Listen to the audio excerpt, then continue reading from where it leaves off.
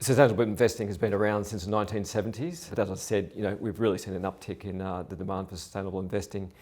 We've got plenty of evidence of that from our own client base, both on the institutional side and retail side. We're seeing strong demand for sustainable, products and offerings, but also the integration of ESG into our research effort, which we've been doing for a decade now. If you look at the PRI, the Principles for Responsible Investing, that accounts for about $100 trillion of assets under management. So look, plenty of examples, but behind it all, I think there are strong cultural shifts and regulations which are helping to drive that whole thematic around sustainable investing. We're excited about a number of companies that we hold at the moment. Afterpay has been a fantastic performer for us. That's obviously it's well known, and I think sort of well established through this COVID period.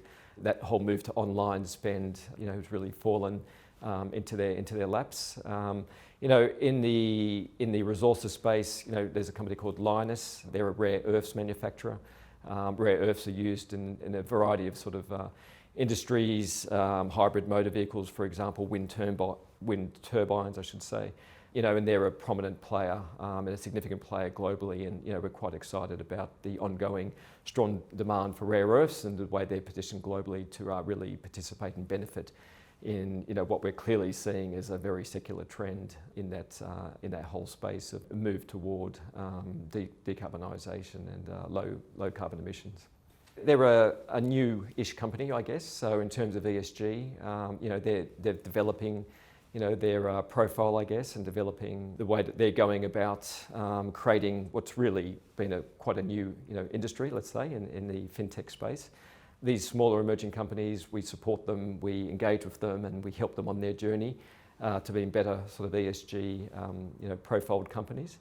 But what we've liked about Afterpay is the fact that it's appealing to a newer generation of consumers.